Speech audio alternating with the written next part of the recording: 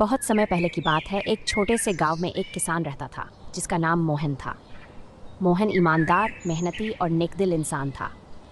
वह अपने खेतों में दिन रात मेहनत करता और अपनी मेहनत से उगाई गई फसल से अपने परिवार का भरण पोषण करता। उसकी पत्नी का नाम सुनीता था और उनका एक बेटा था जिसका नाम रोहन था। मोहन का मानना था कि जीवन में सबसे जरूरी चीज ईमानदारी और मेहनत से कमाई हुई रोटी होती है। गांव में ही एक और व्यक्ति रहता था जिसका नाम रघु था। रघु मोहन का पड़ोसी था, लेकिन वह मोहन के बिल्कुल विपरीत था। वह लालची, स्वार्थी और चालाक किस्म का व्यक्ति था। वह दूसरों की मेहनत से फायदा उठाने में यकीन रखता था और अक्सर शॉर्टकट अपनाकर अमीर बनने के सपने देखता रहता था। रघु की आदत थी कि वह दूसरों को धोखा देकर अपना फायदा उठाता था। वह मोहन की ईमानदारी और मेहनत का मजाक उड़ाता और उसे मूर्ख समझता।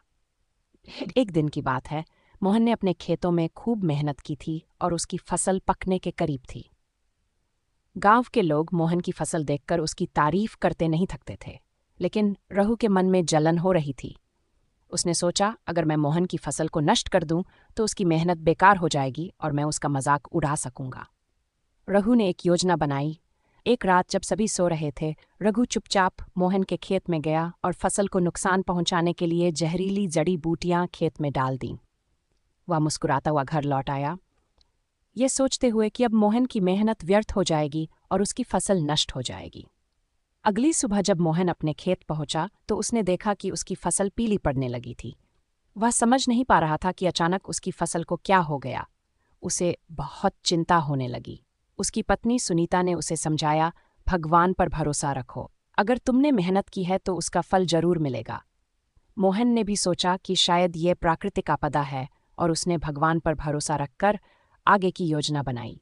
कुछ ही दिनों में मोहन की फसल पूरी तरह से नष्ट हो गई। उसे भारी नुकसान हुआ। मोहन बहुत दुखी था, लेकिन उसने हार नहीं मानी। उसने भगवान का नाम लिया और फिर से अपनी मेहनत में लग गया। वह हर रोज खेत में जाता, मिट्टी को तैयार करता और अगली फसल की योजना बनाता। उधर रघु अपने घर में बैठा हंस रहा था। उसे बहुत खुशी हो रही थी कि उसकी चाल सफल हो गई और मोहन की फसल बर्बाद हो गई। लेकिन वह ये नहीं जानता था कि उसके कर्मों का फल उसे भी भुगतना पड़ेगा। कुछ हफ्तों बाद गांव में एक व्यापारी आया। वह गांव के किसानों से उनकी फसल खरीदने के लिए आया था। जब वह मोहन के खेत के पास से गुजरा तो उसे मोहन की जमीन बहुत उपजाऊ लगी। व्यापारी ने मोहन से मुलाकात की और उसे खेत बेचने का प्रस्ताव दिया। मोहन को शुरुआत में यह अजीब लगा, लेकिन व्यापारी ने उसे काफी अच्छे दाम दिए, जो उसकी बर्बाद हुई फसल से हुए नुकसान को कवर कर सकते थे। मोहन ने सोचा कि अगर वह इस पैसे से नया खेत खरीदेगा तो वह फिर से मेहनत कर सकेगा। मोहन ने व्यापारी को अपनी जमीन बेच दी और मिले हुए पैसे से गांव के बाहर एक बड़ा और उपजाऊ खेत खरीद लिया। अब वह अपने नए खेत में मेहनत करने लगा। कुछ ही महीनों में उसकी मेहनत रंग लाई और उसकी फसल पहले से भी बेहतर हो गई। उसके खेत में हरियाली छा गई और फसल खूब अच्छी हुई। गांव के लोग फिर से उसकी तारीफ करने लगे। रघु अब चिंतित रहने लगा। उसके पास पैसे खत्म हो गए थे और उसे खाने के भी लाले पड़ने लगे थे। एक दिन रघु ने सोचा कि अब उससे गलती हो गई है, उसे मोहन से माफी मांगनी चाहिए। वह मोहन के पास गया और सारी सच्चाई बताई। उसने कहा, मोहन, मुझे माफ कर दो।